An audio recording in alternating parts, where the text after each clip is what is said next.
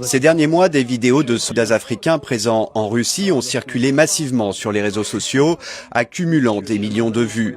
Elles montrent des recrues africaines enrôlées pour combattre sur le front dans l'invasion de l'Ukraine. Ils ont entre 18 et 57 ans et viennent de 35 pays africains.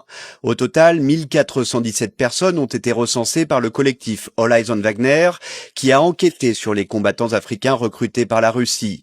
Parmi eux, 316 sont décédés. L'Égypte est le pays le plus représenté parmi ces recrues. Le Cameroun compte le plus de décès. Le collectif se penche également sur les méthodes de recrutement de ces soldats africains par la Russie. Le pays promet des visas étudiants ou des emplois civils comme bûcherons, bouchers ou charpentiers. Mais en réalité, ceux qui partent, attirés par des salaires attractifs, seront intégrés dans l'armée. Elle m'a expliqué que c'était dans un camp militaire, que je serais comme un concierge avec des tâches comme la propreté et la cuisine. Car la Russie a besoin de ressources humaines pour sa stratégie de chair à canon en envoyant les nouvelles recrues sur le front, en première ligne. Demain, ils veulent qu'on parte dans une mission suicide. Je vais déposer l'arme pour ne pas y aller. Je serai probablement torturé et envoyé en prison, mais je préfère sauver ma vie. Pour All Eyes on Wagner, cette enquête doit permettre aux familles sans nouvelles de leurs proches depuis des mois de connaître leur sort et de dissuader les candidats au départ. Cette liste n'est pas exhaustive et il demeure difficile de savoir exactement combien de combattants africains se trouvent en Russie. Selon l'Institut français de relations internationales, sur près de 20 000 étrangers dans les rangs de l'armée russe, 3 à 4 000 seraient originaires du continent. Le gouvernement camerounais offre la mort à sa jeunesse. Dans un rapport du collectif All Eyes on Wagner, il est indiqué qu'au moins 1417 Africains, dont 335 Camerounais, ont été recrutés dans l'armée russe en Ukraine en février 2023 et septembre 2025, entraînant plus de 300 décès.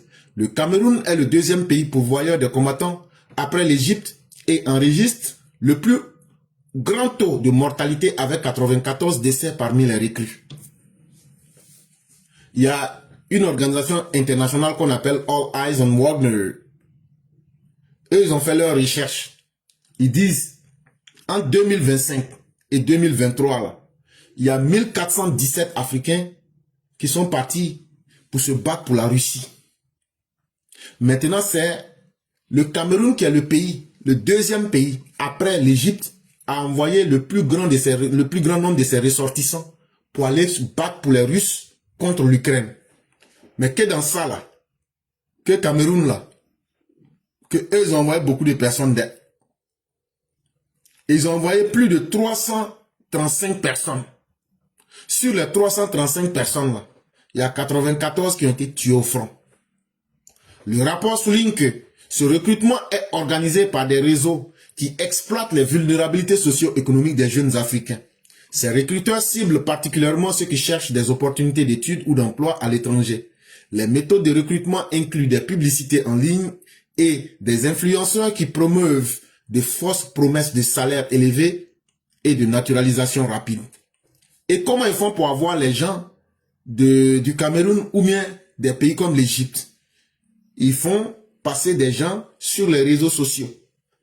Et ces gens-là, qui sont des experts en manipulation, ils sont sur les réseaux sociaux. Ils essayent d'attirer les jeunes. Tu es jeune africain, tu as le bac, tu veux un avenir radieux. La Russie t'offre toutes les conditions pour devenir citoyen russe en moins de 6 mois.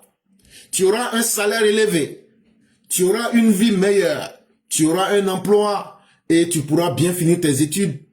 Et quand on fait ça, on envoie ces publicités-là dans des pays comme le Cameroun, dans des pays comme le Burkina Faso, dans des pays comme le Mali, dans des pays comme le Niger.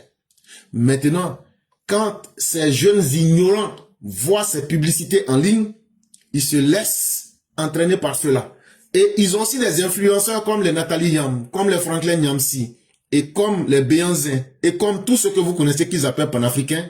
C'est eux qui font ce travail-là, et c'est comme ça qu'ils arrivent à blaguer les jeunes Africains qui s'en vont se donner à la mort. Parce qu'une fois arrivé sur le terrain, il n'y a rien qui est réalisé. On vous prend directement, on s'en va vous mettre au poste avancé pour que vous deveniez la chair à canon. Le gouvernement camerounais n'a pas réagi face à cette situation tragique.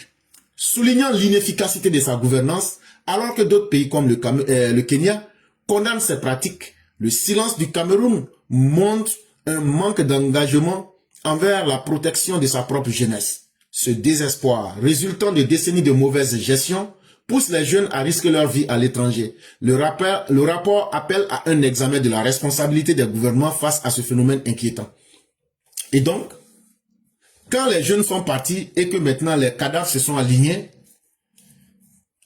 on a interpellé chaque pays.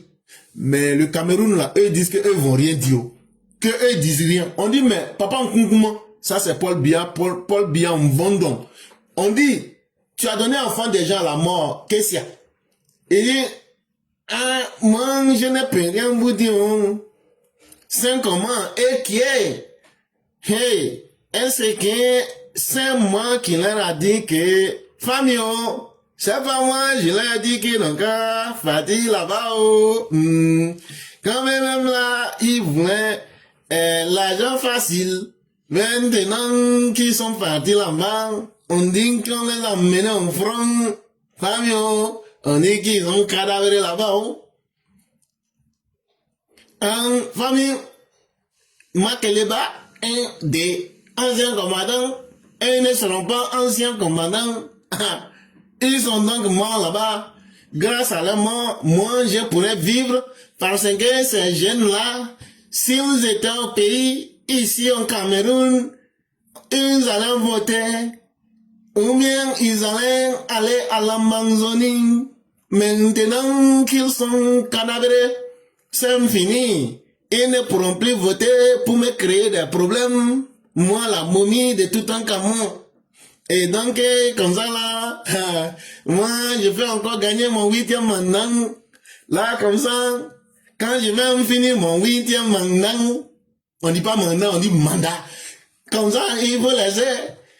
Comme ça, la momie là, j'aurai 125 ans.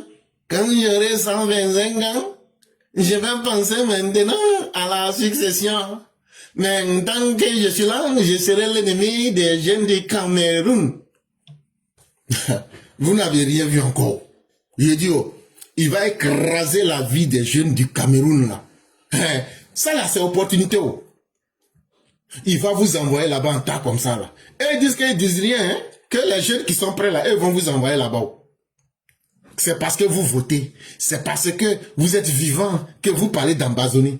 Tous ceux qui sont, on va vous blaguer pour vous envoyer là-bas là. Là, si on vous dit là-bas là, il n'y a personne pour voter au Cameroun là. Lui sera en paix. Il dit c'est sa stratégie qui est là là. Donc lui il n'a rien à dire. Donc, on vous regarde dedans seulement.